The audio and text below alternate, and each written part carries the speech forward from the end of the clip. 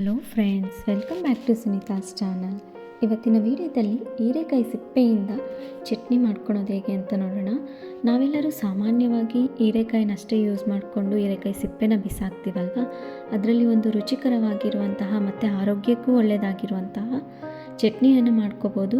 ಅದಂತೂ ತುಂಬಾ ರುಚಿಯಾಗಿರುತ್ತೆ. ಬನ್ನಿ ಹಾಗಿದ್ರೆ ಯಾವ ರೀತಿಯಾಗಿ ಮಾಡೋದು ಅಂತ ನೋಡೋಣ. ನಾನಿಲ್ಲಿ 2 ಹೀರೆಕಾಯಿನ ತೊಗೊಂಡಿದ್ದೀನಿ. ಅದನ್ನು ಫಸ್ಟ್ ನೀಟಾಗಿ ತೊಳೆದ್ಬಿಟ್ಟು ಈ ರೀತಿಯಾಗಿ ಸಿಪ್ಪೆಯನ್ನು ತೆಗಿಬೇಕು. ಆದಷ್ಟು ಹೀರೆಕಾಯಿ ಸ್ವಲ್ಪ ಎಳೆದಾಗಿದ್ದರೆ ತುಂಬಾ ರುಚಿಯಾಗಿರುತ್ತೆ. ಸ್ವಲ್ಪ ಬಲ್ತಿದ್ರೆ ಅಲ್ಲಲ್ಲಿ ನಾರು ಅಂತ ಅನಿಸ್ತಾ ಇರುತ್ತೆ. ಹಾಗಾಗಿ ಈ ರೀತಿ ಎಳೆದಾಗಿರುವಂತಹ ಹೀರೆಕಾಯಿನ ಯೂಸ್ ಮಾಡ್ಕೊಳ್ಳಿ. ನೋಡಿ, ಈ 2 ಹೀರೆಕಾಯಿನ ಯೂಸ್ ಮಾಡಿಕೊಂಡು ನಾನು ಲಾಸ್ಟ್ ವಿಡಿಯೋದಲ್ಲಿ ಹೀರೆಕಾಯಿ ಎಣ್ಗಾಯಿ ಮಾಡೋದು ಹೇಗೆ ಅಂತ ತೋರಿಸಿದೆ. ಅದನ್ನು ಸಹ ತುಂಬಾ ರುಚಿಯಾಗಿರುತ್ತೆ ಮತ್ತು ಆರೋಗ್ಯಕ್ಕೂ ಸಹ ಅಷ್ಟೇ ಒಳ್ಳೆಯದಾಗಿರುವಂತಹದ್ದು. ಹಾಗಿದ್ರೆ ಅದನ್ನು ಒಂದ್ಸರಿ ನಿಮ್ಗೆ ಏನಾದರೂ ನೋಡಬೇಕು ಅಂತ ಅನಿಸಿದರೆ ಅದರ ಲಿಂಕನ್ನು ಸಹ ನಾನು ಡಿಸ್ಕ್ರಿಪ್ಷನಲ್ಲಿ ಕೊಟ್ಟಿರ್ತೀನಿ, ಒಂದ್ಸರಿ ಚೆಕ್ ಮಾಡಿ. ಈಗ ಬನ್ನಿ, ಹೀರೆಕಾಯಿ ಸಿಪ್ಪೆನೆಲ್ಲ ನೋಡಿ ಬೌಲಲ್ಲಿ ಹಾಕಿಟ್ಕೊಂಡಿದ್ದೀನಿ. ಈಗ ರೆಸಿಪಿಗೆ ಹೋಗೋಣ.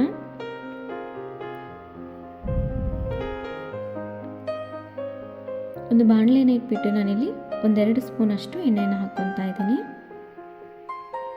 ಎಣ್ಣೆ ಒಂದು ಸ್ವಲ್ಪ ಬಿಸಿ ಆದಮೇಲೆ ಇದರಲ್ಲೇ ಒಂದು ಅರ್ಧ ಸ್ಪೂನಷ್ಟು ಜೀರಿಗೆಯನ್ನು ಹಾಕ್ಕೋಬೇಕು.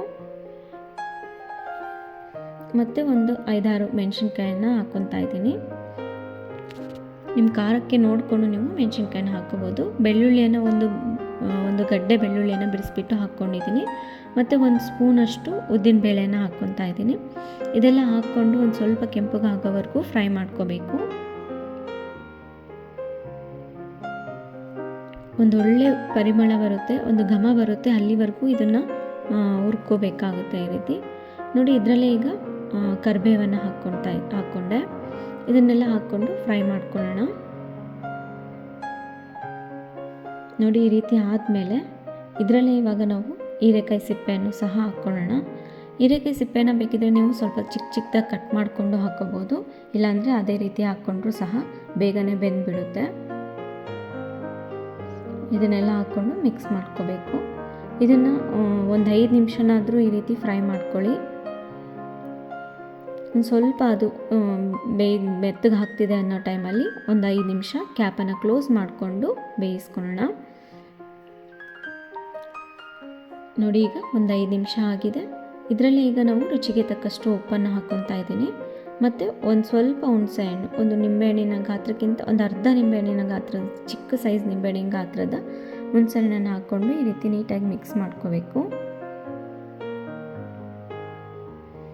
ಗ್ಯಾಸನ್ನು ಆಫ್ ಮಾಡ್ಕೊಂಡ್ಮೇಲೆ ಇವಾಗ ನಾನು ಒಂದು ಸ್ಮಾಲ್ ಬೌಲಲ್ಲಿ ತೆಂಗಿನಕಾಯಿ ತುರಿಯನ್ನು ಹಾಕ್ಕೊಂಡೆ ಮತ್ತು ಸ್ವಲ್ಪ ಕೊತ್ತಂಬರಿಯನ್ನು ಹಾಕ್ಕೊಂಡು ಮಿಕ್ಸ್ ಮಾಡ್ಕೊತಾ ಇದ್ದೀನಿ. ಆಲ್ರೆಡಿ ಬಿಸಿ ಇರುತ್ತಲ್ವ, ಅದೇ ಬಿಸಿಯಲ್ಲೇ ಇದನ್ನು ಸಹ ಫ್ರೈ ಮಾಡಿಕೊಂಡ್ರೆ ಸಾಕಾಗುತ್ತೆ. ಗ್ಯಾಸನ್ನು ಆಫ್ ಮಾಡ್ಕೊಂಡಾದ್ಮೇಲೆ ನಾವು ಕಾಯಿ ಮತ್ತು ಕೊತ್ತಂಬರಿಯನ್ನು ಹಾಕಬೇಕು.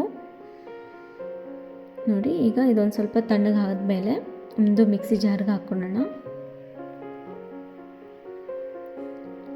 ಅದಾದಮೇಲೆ ಸ್ವಲ್ಪ ನೀರನ್ನು ಹಾಕ್ಕೊಂಡು ಮಿಕ್ಸಿ ಅದು ಎಷ್ಟು ತಿರುಗಲಿಕ್ಕೆ ಎಷ್ಟು ಬೇಕಷ್ಟು ನೀರನ್ನು ಹಾಕ್ಕೊಂಡು ಸ್ವಲ್ಪ ನುಣ್ಣಗೆ ಪೇಸ್ಟ್ ಮಾಡ್ಕೋಬೇಕು. ನೋಡಿ, ಈ ರೀತಿ ರುಬ್ಕೊಂಡಿದ್ದೀನಿ. ಈ ರೀತಿ ಆದರೆ ಆಯಿತು. ಇದನ್ನು ಒಂದು ಬೌಲಿಗೆ ಹಾಕ್ಕೋಬೇಕು. ಅದಾದಮೇಲೆ ಒಂದು ಚಿಕ್ಕದಾಗಿ ಒಗ್ಗರಣೆಯನ್ನು ಕೊಡಬೇಕು.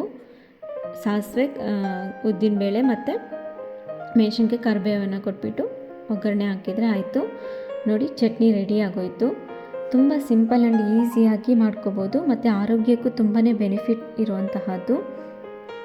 ಸ್ಕಿನ್ಗೆ ಆಗಲಿ ಅಥವಾ ಇದರಲ್ಲಿ ಫೈಬರ್ ಕಂಟೆಂಟ್ ತುಂಬಾ ಇರೋದರಿಂದ ತುಂಬಾ ರುಚಿಯಾಗಿಯೂ ಇರುತ್ತೆ ಮತ್ತು ಆರೋಗ್ಯಕ್ಕೂ ಸಹ ಅಷ್ಟೇ ಒಳ್ಳೆಯದಾಗಿರುವಂತಹದ್ದು.